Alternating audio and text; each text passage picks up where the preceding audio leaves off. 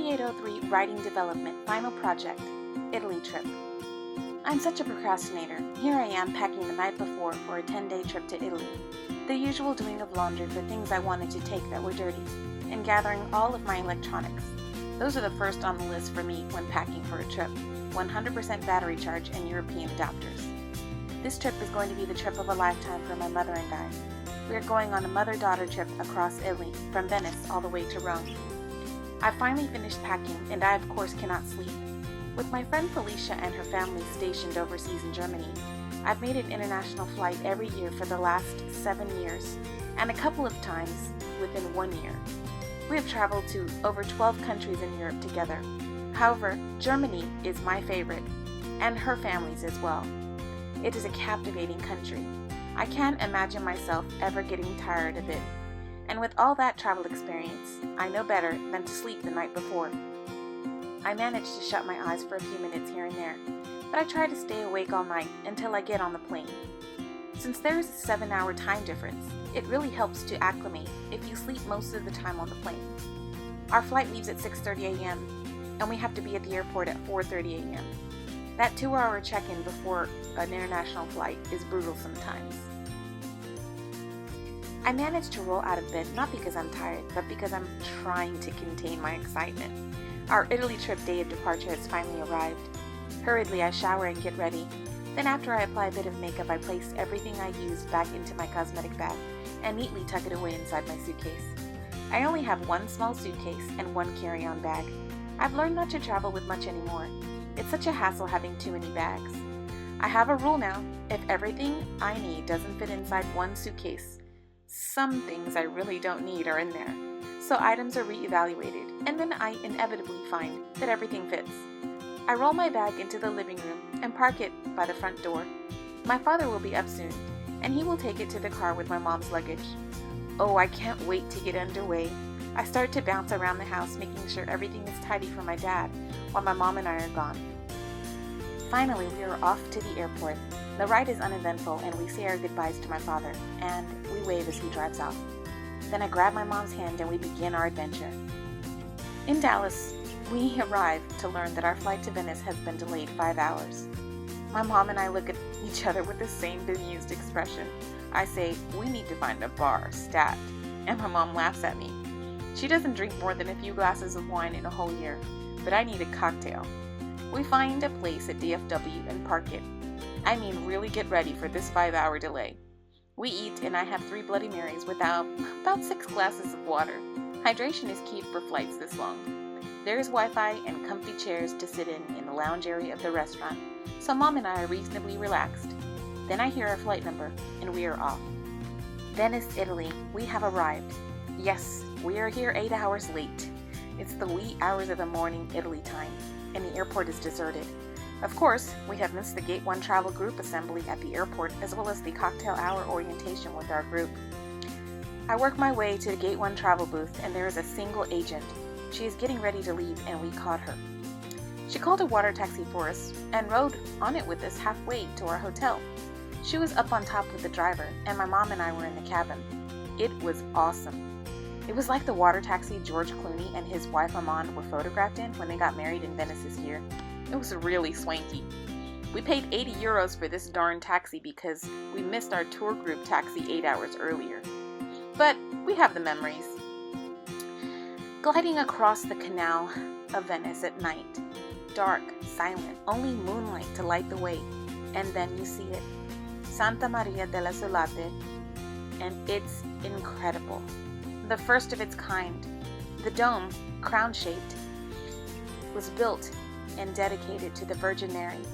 Baldassare Longhia was the architect, and he said, "I've created a church in the form of a rotunda, a work of new invention, not built in Venice, a work very worthy and desired by many. This church, having the mystery of its dedication being dedicated to the Blessed Virgin, made me think that what little talent God has bestowed upon me of the building of the church in the crown shape. I didn't get to visit it on this trip to Venice, but God willing, I will next time."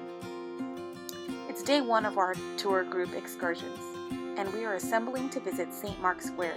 The day is so clear, not a cloud in the sky, which incidentally seems to be more vibrant hues of blue over here on this side of the pond. My mom and I stand here looking upon the most beautiful buildings in the world from the 16th century. Built by such skilled people and designed by artists, it's truly a marvel and very well preserved by the Venetians. There seems to be thousands of people here on the piazza. Tour group leaders are visible from their bright umbrellas or poles with flags they carry high up over their heads to guide their groups from far away. Many tourists find themselves posing for pictures in front of gondolas, swaying on the gloom. My mom and I totally did this, lingering too long at one area or another, and get separated from their groups. But no need to panic. Just look up and locate your color flag, and you soon reconnect with your group. Yes, I had to do this many times during this 9-day trip. When my mom and I caught up with our group, it was on the Bridge of Sighs. This enclosed bridge, built in 1600, that prisoners would be taken through from the new prison to the Doge's palace. It was called the Bridge of Sighs because it was often the last view prisoners would see of the beautiful Venice, and they sighed at the thought of never seeing the city's beauty again. I have heard it referred to in many novels and movies, and here I am seeing it. I'm going to remember this. Wow. Everywhere you look, the city takes your breath away. I watch the water taxis humming along, carrying people to their next destination, and wonder, how is someone supposed to actually work in a place so beautiful? I sigh appropriately to myself. My mom and I break off from our tour group for a 2-hour lunch break. Our tour group leader briefly highlights some of the places to eat close by. At the mention of one in particular, my ears perk up. It's Harry's Bar, on Calle Venecia, the famous place where Ernest Hemingway wrote for a full winter, from 1949 to 1950. He even had his own table in the corner.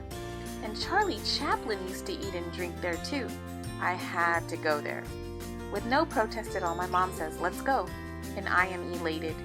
I have a great picture in front of the doors at Harry's Bar that my mom took from me.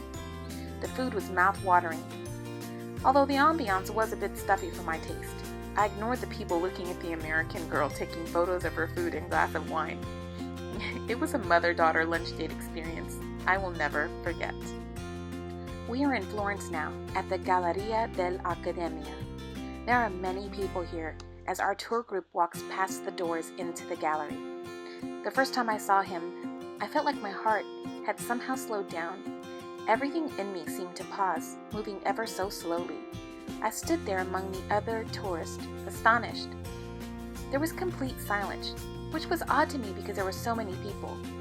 At the moment, I wasn't aware of it, if it was me, or I was having the same reaction as everyone else.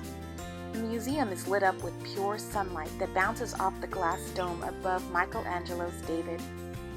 I can see tiny particles fluttering about through the sunbeams that land scattered over his back, forearms, and legs. I notice his feet, not the massive size of them at first, but the way his veins seem to be pulsing with the heartbeat I know cannot be there. The muscle is so defined it makes me take a step closer because I want to see more, to touch it.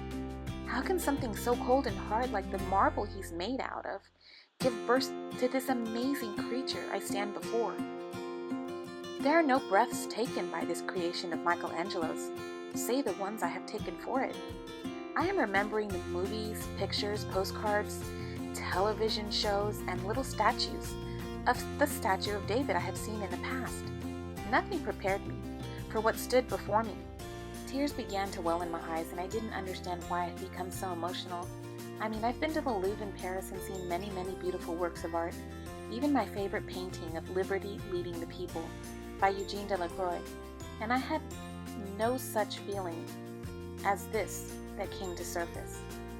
Michelangelo was able to give life to rock. I had not only really considered myself to be an art lover until I saw his David with my own eyes. Here I stood, with my breath and heart in slow motion, trying to memorize everything in front of me.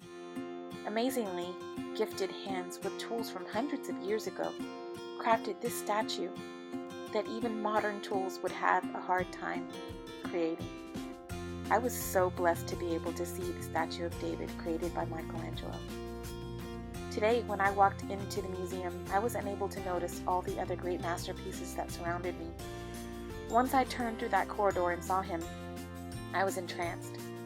He stands over 14 feet high, and all I could do was work my way slowly to see more, as if he was a tiny creature. He literally took my breath away, because he seemed so lifelike. I'm obsessed with everything Michelangelo now, and want to see everything he's created.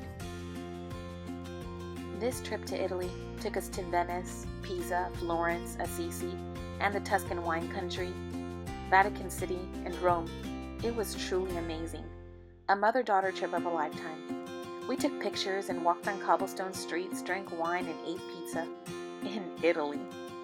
My mom and I will never forget this trip, or the fact that she fractured her ankle in Assisi, Italy. She fell on some wet cobblestones 2 days before our departure. She was a trooper, though.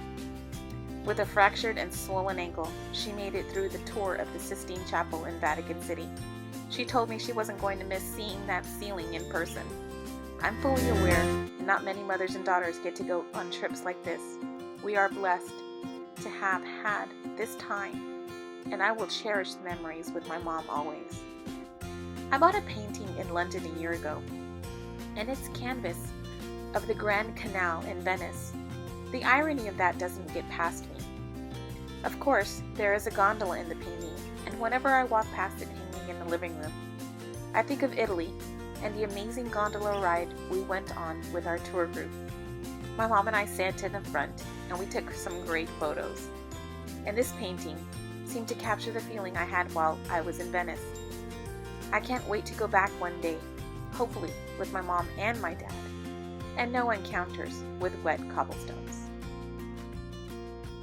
This is a 7-page, size 12 font, Times New Roman, in APA format, created for 3803 Writing Development at the University of Texas at San Antonio in May of 2015 with Miss Kelly Bibbert.